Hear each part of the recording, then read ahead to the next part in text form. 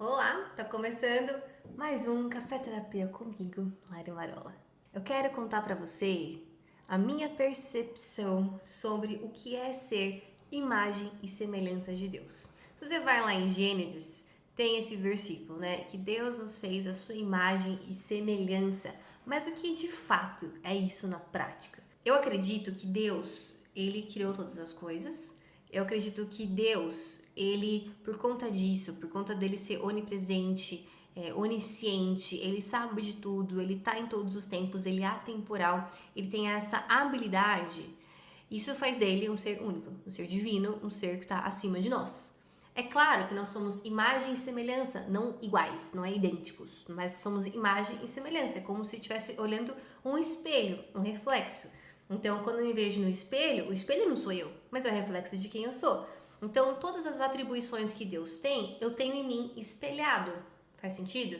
Então, o que me faz ser imagem e semelhança dele?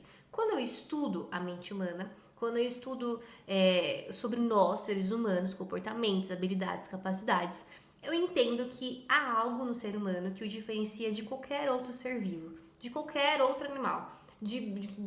Desde o macaquinho até o cachorrinho, existe algo em nós que nos diferencia de todos os outros mamíferos, répteis, aves, insetos. Existe algo em nós que nos diferencia de todos os outros, que pra mim é aí que começa a brincadeira do que é essa imagem e semelhança de Deus. E é a consciência. Nós temos consciência. E Lara, o que é consciência? Consciência é essa percepção de quem eu sou, essa autoanálise que eu posso fazer sobre mim, esses questionamentos que eu faço sobre a minha vida, sobre o meu propósito, sobre o meu futuro, sobre a minha missão, sobre o meu legado, essa consciência dos meus erros, do arrependimento, da mudança, dessa motivação de mudar.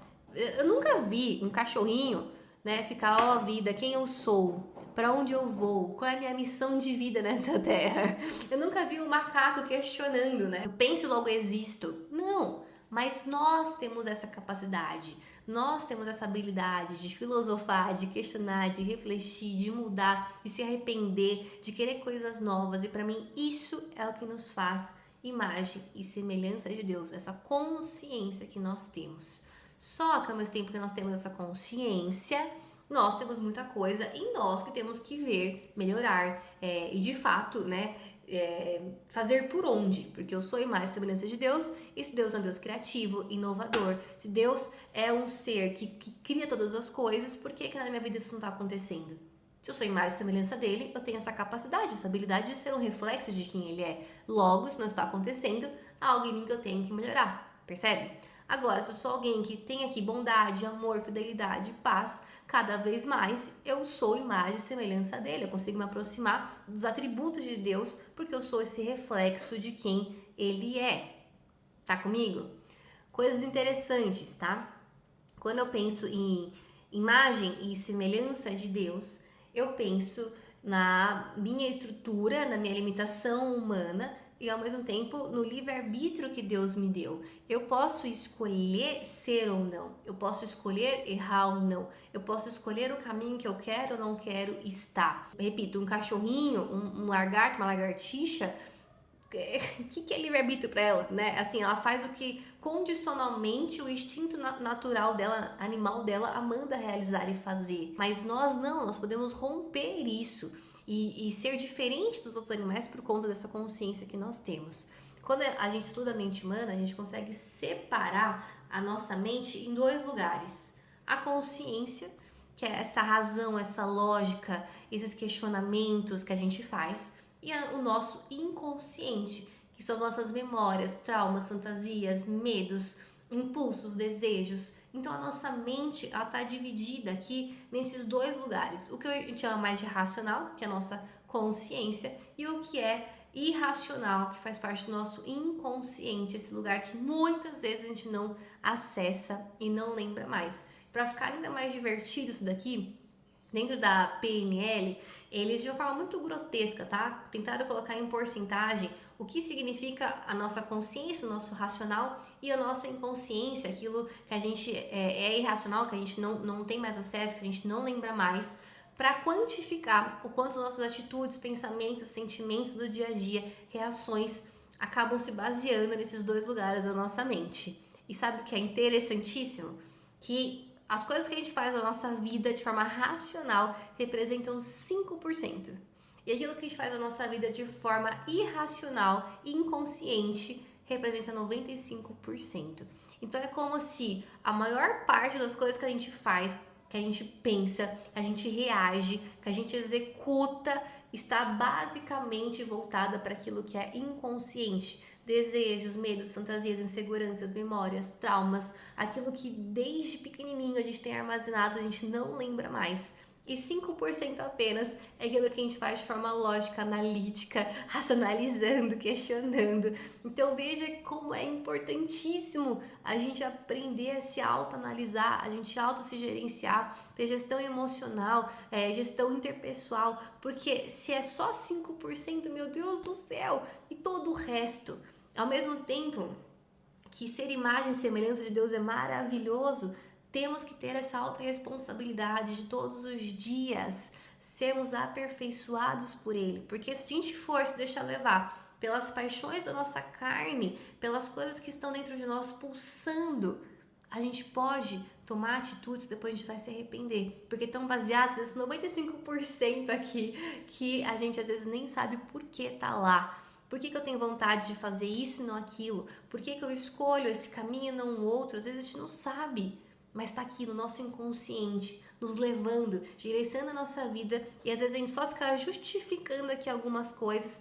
para não ter que mexer aqui, ó, aonde dói, aonde está guardadinho. Eu sei que tem pessoas que não buscam terapia porque elas não querem sofrer, não querem abrir essas caixinhas aqui desse inconsciente. Só que por outro lado, se não mexe nisso, automaticamente interfere nesses 5% da sua racionalidade, do seu consciente. Tá fazendo sentido?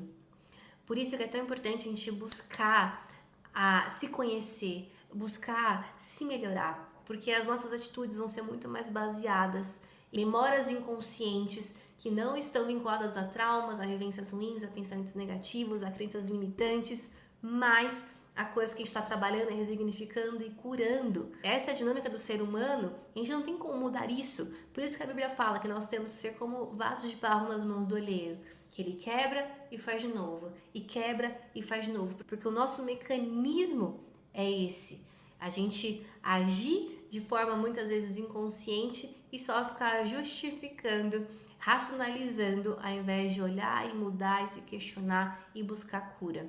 O Dr. Joe Dispenza, ele fez um estudo muito interessante onde ele mostrou que nós temos, em média, tá, por dia, 60 a 70 mil pensamentos. E olha que interessante, 90% do que pensamos hoje é só uma repetição do que pensamos ontem. Então, basicamente, tudo que a gente pensa todos os dias é uma repetição do dia anterior. E se são 60 a 70 mil pensamentos por dia repetitivos, misericórdia, para onde os pensamentos estão nos levando? Então, se você quer hoje ter uma mudança na sua vida e ser imagem, semelhança de Deus nesse reflexo, que é a melhor maneira possível, né, como nós seres humanos estar, comece pelos seus pensamentos. É a minha dica aqui de ouro, meu conselho de ouro para você. Comece olhando os seus pensamentos. Comece analisando aquilo que você tem pensado. Comece analisando aquilo que você pode pensar, que talvez você nunca se atreveu a pensar, porque tem algo dentro de você, uma crença, um medo, uma insegurança que te limita a pensar isso. Eu vou te dar um exemplo. Eu já atendi mulheres que empreendem, tá? E imagina, você tem um negócio, você está empreendendo, logo você tem que aprender a vender, a gerir, né? A ter dinheiro, a fazer dinheiro. E elas tinham fortes pensamentos em relação ao dinheiro. Pensamentos negativos de que não iam prosperar, de que não sabiam vender, de que o dinheiro era uma coisa suja. Gente, como que você vai ter um negócio se você tem esse tipo de pensamento em relação ao dinheiro? Se todos os dias isso fica na sua cabeça martelando. Então, às vezes, a gente está cultivando pensamentos aí que estão levando a gente para um lugar muito distante, distante do que Deus é, do que Deus quer para nós. E cabe a gente mudar essas estruturas de pensamento, entendeu? Por que elas estão ali? Por que elas estão rodeando o nosso inconsciente, nos limitando nas nossas atitudes diárias? E aí sim começar a mudar. Eu não acredito que nós somos nossos pensamentos, mas eu acredito que os pensamentos podem moldar quem nós somos. Então, a gente não é aquilo, só que se alimenta aquilo, a gente pode se tornar. Então, uma dica de ouro é começar a mudança pelos seus pensamentos, entendendo o que você está pensando e para onde aquilo está te levando e começar a questionar, buscar ajuda, ferramentas para mudar estruturas de pensamento, porque se você faz isso, você acaba aprofundando esse autoconhecimento e chegando a lugares inconscientes que antes não estavam sendo acessados, como se fosse um iceberg, sabe? Tem a pontinha do iceberg, mas tem aqui embaixo, ó, muitas coisas que a gente acaba não sabendo, não vendo, mas a gente se permitir, como detetive, né, investigar, a gente vai chegar lá e vai conseguir se curar e mudar também. Eu acredito muito no ser humano, eu sou fascinada em estudar sobre a mente humana porque eu acredito muito em nós, na nossa capacidade de mudança. Por sermos imagem e semelhança de Deus, temos essa consciência, a gente tem tanta capacidade, tanto potencial. Por isso que eu continuo aqui insistindo para você ter autoconhecimento, buscar ajuda, se melhorar, se capacitar, porque eu sei que se você estiver ali todo dia se melhorando um pouquinho, você vai ser imagem e semelhança de Deus na forma plena que Ele te formou para ser, como reflexo dele que vai brilhar a luz dele para esse mundo. Eu espero que esse episódio tenha te ajudado e te incentivado a buscar autoconhecimento, reflexões profundas sobre você, resolução de traumas do passado, dores, porque eu sei que quanto mais você faz isso, mais você será beneficiado e as pessoas também que te cercam.